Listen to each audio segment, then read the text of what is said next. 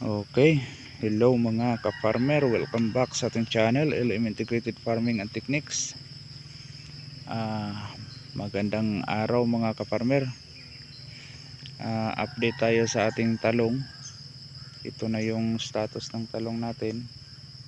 Marami ng sanga, marami na ring mga toy-toy, at saka nakapag-harvest na tayo nito 2 beses, pangatlo na bukas. Medyo may bunga na rin. Yan, tingnan nyo yan, may mararaming bunga yan.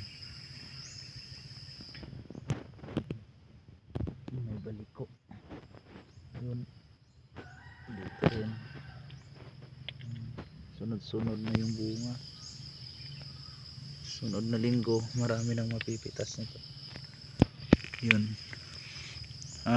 yung ginagawa natin ito mga ka-farmer, ganun pa rin, abono, tapos foliar.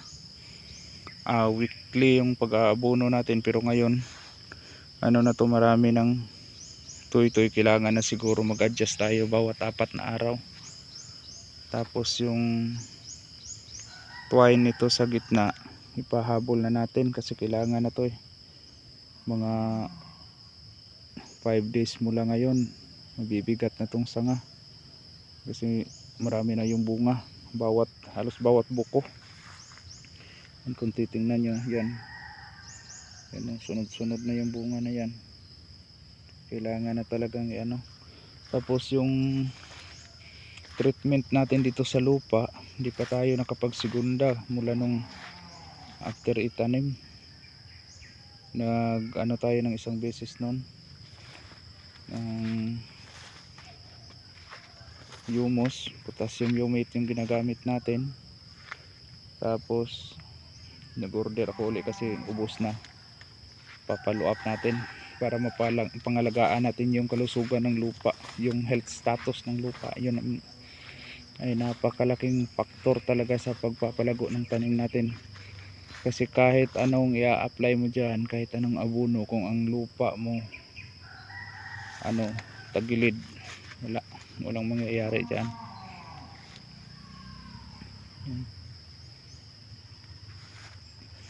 Foliar natin is yung, at enhancer natin is yung nitrobenzene, yung iSmart Boom Flower. Tapos para naman support ng potassium doon sa mga, kasi yun nga, gumagamit tayo ng enhancer, so maraming bunga, kailangan ng support, baka wala ng magiging sustansya.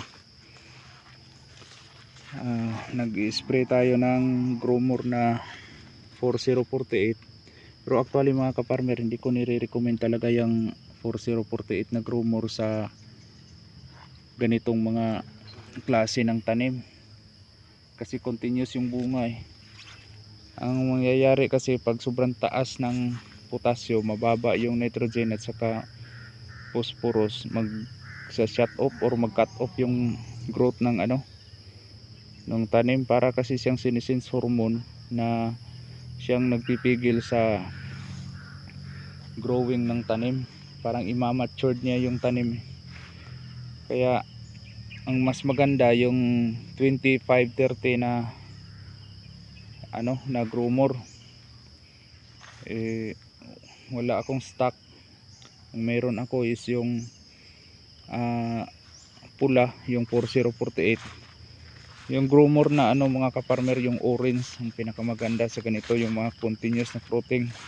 Pero mas pinaka safe nga yung yung yellow, yung triple 20 20 20 20 20 ang percent ang nitrogen, 20% phosphorus, at saka 20% na potassium.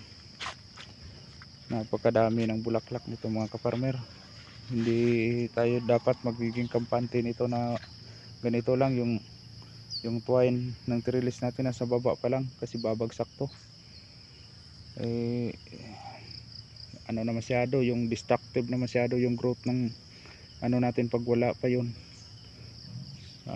Yung pagkabit na lang, mayroon ng twine, pero yung pagkabit na lang, madali lang naman yun, Hindi abot ng isang araw, pero yung ano niya, yung twine na pang tali, yung puti, yung atlas, yun ang siguro mga isang araw ikakabit yun. Kasi marami to nasa 953 na puno to. Okay, balik tayo doon sa ano mga kaparmer, yung growmore. At saka yung ganito mga kaparmer, kailangan din to ng kalbo, zinc, calcium, tapos boron at saka zinc.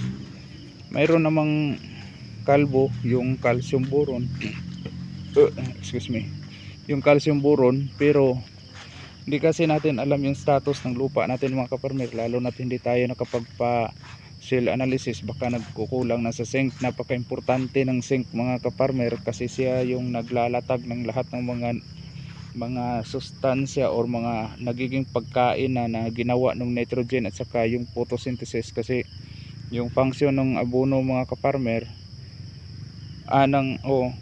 yung pag-process ng abono, yung nitrogen, siya yung parang nagluluto.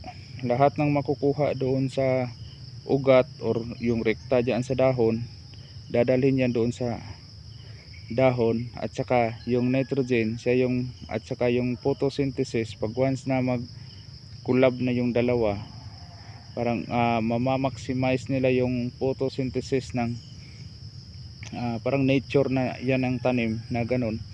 Mapaprocess na nila yon yung zinc na ng nitrogen at saka yung photosynthesis na yon.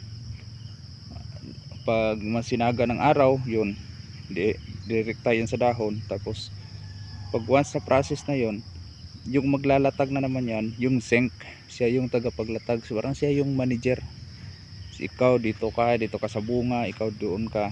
Tapos yung boron na naman mga kaparmer, siya yung nag-aayos ng formation ng bunga. Kaya at saka yung calcium, siya yung nagpapatibay ng cell wall ng tanim. Kaya ganun kahalaga yung mga elemento. Hindi yung abono lang tayo ng abono tapos kulang-kulang, wala tayong ibang nakikilalang mga elemento. Paulit-ulit na lang, kulang na pala yung iba, wala na. Pasensya, minsan nakabulol-bulol tayo mga kaparmer. Mahirap kasi yung hindi natin lingwahe yung ginagamit para din naman to sa lahat na may intindihan. Kasi noon nung nagbisaya ako mag vlog, nagreklamo yung iba para daw naman maintindihan nila. Okay, yan lang muna yung update natin dito sa ating talong mga kaparmer. Yun na nga, medyo yung ganitong oras mga kaparmer, o yung tumama na yung sinag ng araw, ito yung pinakamaganda. Pag once na abot na yon yung abono nyo at saka yung sinag ng araw na yan, dyan magpulab yun sila. Tapos maximize talaga yung photosynthesis na mangyayari. Okay, yun lang muna update natin mga kaparmer. Hanggang sa susunod, laging tatandaan, magsasakang may alam, maginhawang buhay, ganito lang ipagmayabang sapagkat Diyos ang nagbigay. Maraming salamat.